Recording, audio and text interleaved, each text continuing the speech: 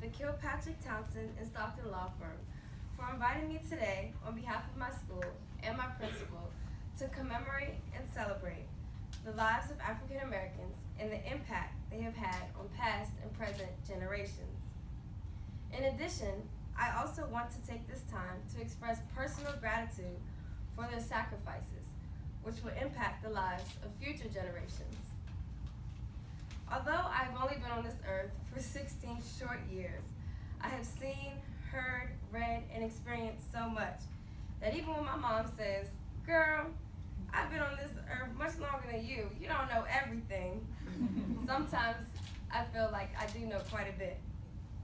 As a teenager, growing up in this generation and society, I have been exposed to many circumstances. My generation is privileged. We can only relate to a lifestyle that consists of technological advances, where now there's the internet and social media and cell phones and computers. Reflecting on the fact that as a child, I had no siblings nor playmates in my neighborhood, I realized that I have been around adults my whole life, which has caused me to mature much faster than my peers. I was always the girl who friends would come to in the time of need. I was always the girl who gave advice from a parental perspective, yes, even at 10 years old. I was always the girl who chose to stay in class and work with the teacher while everyone else was at recess. That very same girl is still who I am today. Currently, I'm the president within two organizations at my school. The first one being the Technology Student Association, and the second being the Fellowship of Christian Athletes. Also, I volunteer at Annandale Treasure Trove Consignments, a store where 100% of their proceeds go towards Nova Hospital in Virginia. At my local library, I'm the secretary on the Teen Advisory Board, where we discuss and share ideas about improving our library and community, a place where teens get an opportunity to voice their concerns and to be heard. With that being said, I'm quite comfortable with being a leader. Now, we all can name the greats of the Civil Rights era and historical figures such as Madam C.J. Walker, Martin Luther King Jr., Malcolm X, and Maya Angelou. However, a woman whose impact you may be unfamiliar with is also another great leader. I find her to be most influential because she possesses the same attributes that I see in myself.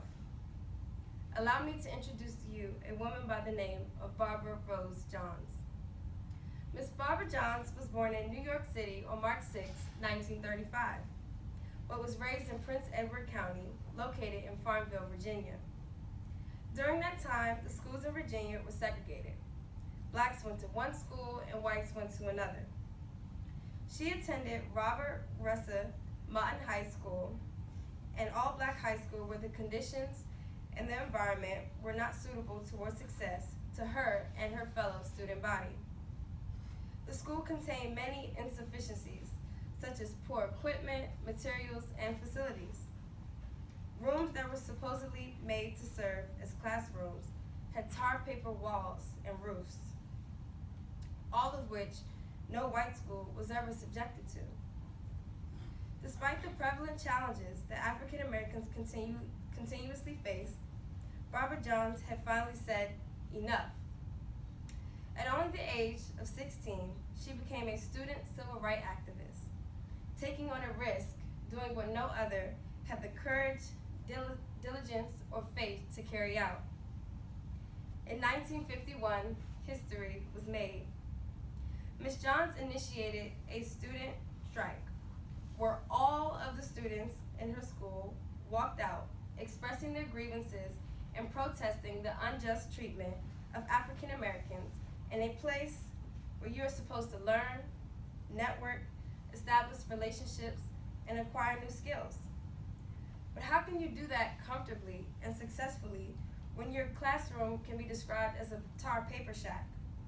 How can you do that when your teachers are trying to teach but have to take on tasks that janitors do?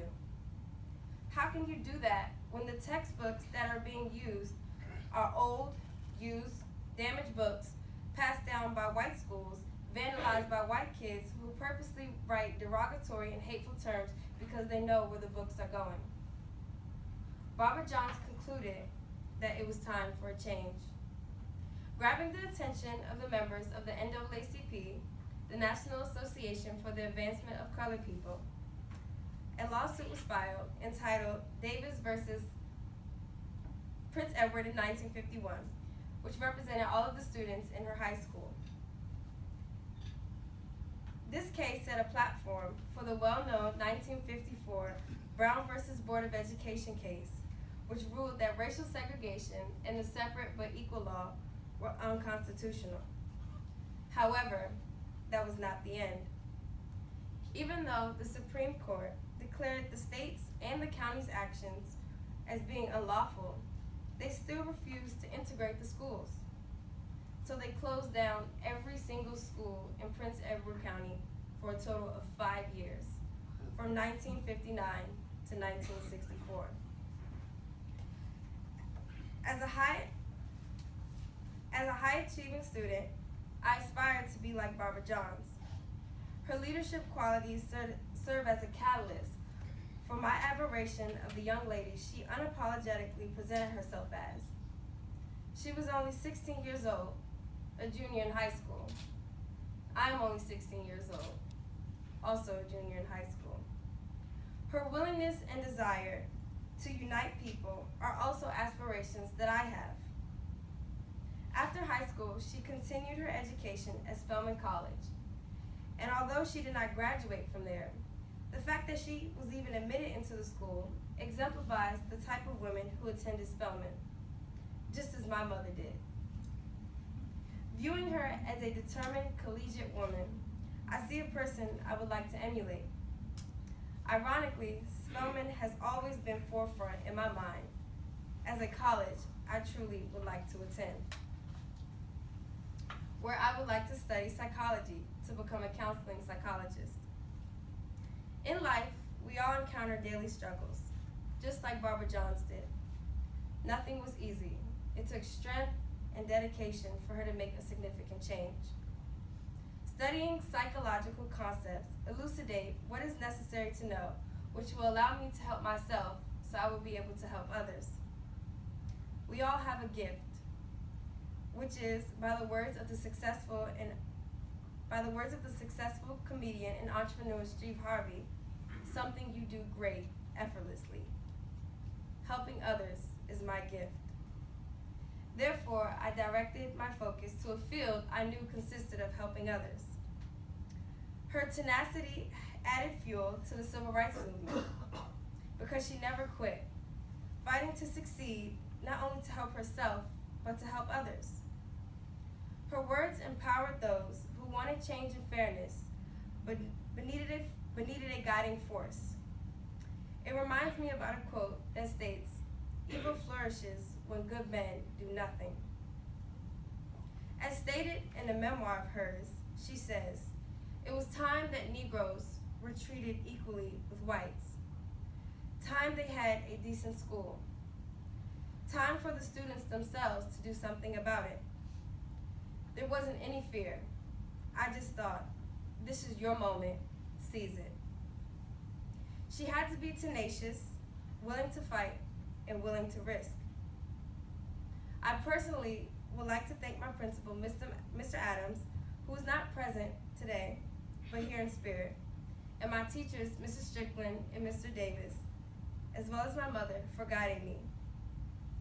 Regardless of your age, skin complexion, ethnicity, religion, or anything else that uniquely identifies you, we all can make a difference, one day, one step at a time.